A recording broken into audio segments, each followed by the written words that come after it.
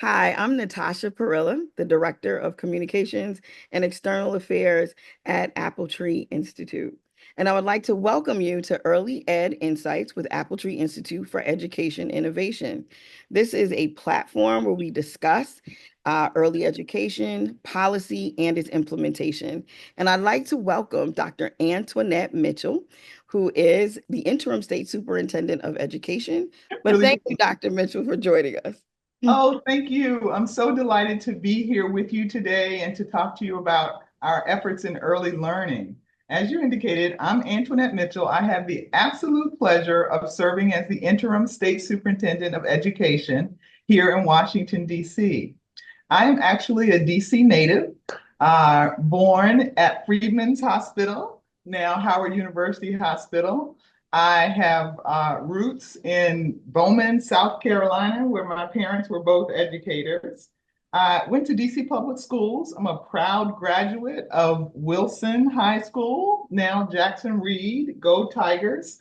After college, I went away to college, and when I came back, I took a job at Hine Junior High School as a social studies teacher. Worked under the wonderful Princess Whitfield and learned so much under her leadership. Went away to grad school, came back to DC, took a few jobs, and landed at OSSE about 13 years ago.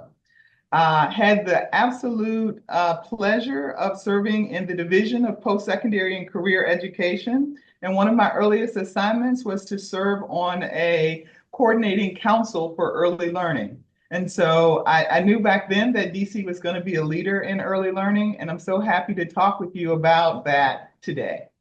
Thank you so much for giving us that great background about where you're from, DC, and thanks for sharing that with us. And I have to say too, I just read the National Institute for Early Education Research, where it stated that for DC, 3 and 4, that we're the highest percentage for 3 and 4 year olds public pre-K programs.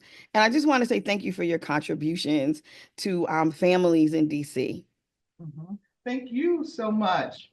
Mayor Bowser and the folks here in the Division of Early Learning have worked really hard to support early learning across the board. We've probably put millions and millions of dollars into this effort around improving access, improving pay, improving facilities, all because we really believe that early learning is so critical and beneficial to students, to families, to the economy. We are just so excited to support early learning in the city. I'm so glad that you said that. That puts me into the question that I like to ask you, which is, can you tell us about or discuss any recent policies that OSSE has enacted to improve the quality of preschool education in the district? Oh, absolutely. Absolutely. You've already mentioned one of the shining gems of our work in this area, and that's universal pre-K. We have 80% of 3-year-olds and 88% of 4-year-olds in pre-K programs across the city. That is a huge accomplishment, and it just bodes so well for our youngest learners. That program has been around for a few years now, but has really flourished. And we have students in DC public schools, charter schools, as well as community-based organizations. Another area that we have been a real leader in is around supporting just the policies that we have in place to support our earliest learners. Um, One of the most strategic investments is called Access to Quality Grant. It's called the Access to Quality Grant. And there we are just broadening our vision to strengthen our mixed delivery system here in the city by sustaining high quality education. We've also got a really nice quality improvement system, quality rating system here in the city. It's called the Quinn. And we go in with a rigorous set of standards to ensure that our early learning facilities and centers are operating according to those standards. And we've seen tremendous growth in terms of the number of early learning facilities that are meeting the highest quality. In addition to that, we've got a whole licensing area, and we ensure that the early learning centers are operating with the highest standards, and our licensing team is Johnny on the spot to ensure that that's happening. We also have created a tool for families to explore licensed child care options, and it's called DC Child Care Connections. And that is just a free resource that lets the world know, and particularly families here in DC, where the child care centers are and how they can get connected. So we're really happy about that one. So those are just some of the investments that the city has made to ensure that we have a flourishing community when it comes to early learning access. Those are so many different programs that I know are helping families and staff and so forth into DC. Thank you for sharing that information. I'd like to ask you a little bit about professional development.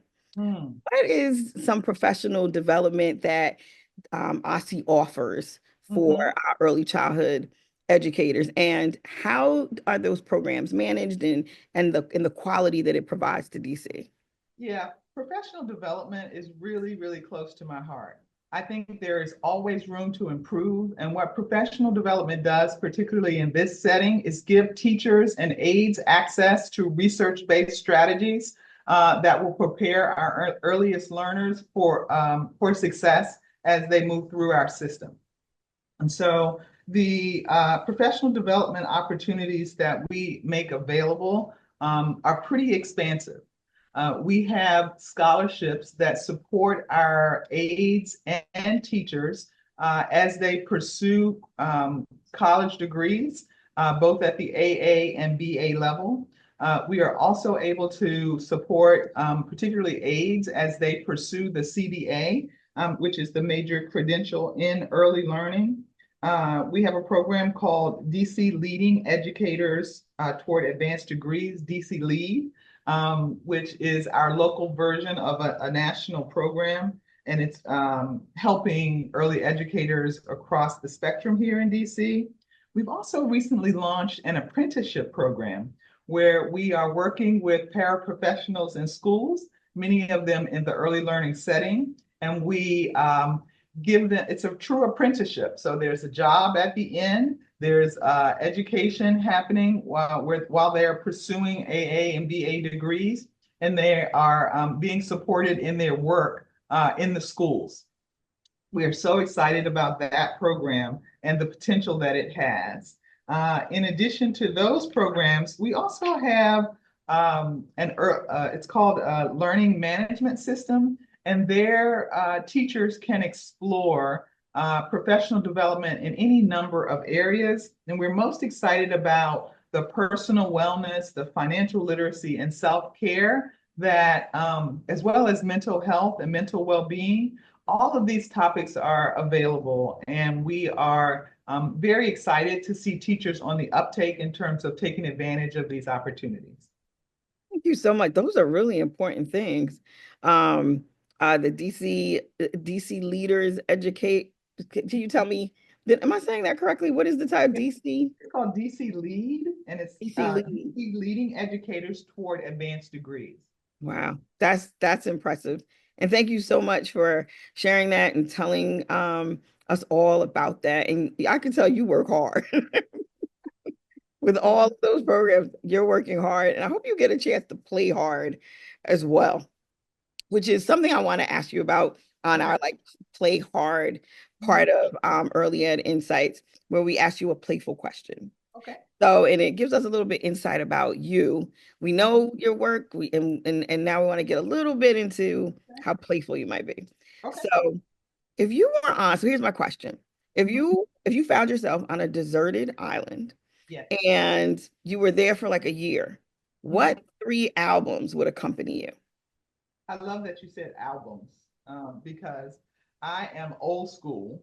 And my favorite album of all time, Stevie Wonder, Songs in the Key of Life. Oh, There yes. is something there for every mood, every situation, from I Wish to As, Oh, Passing Paradise, all of those.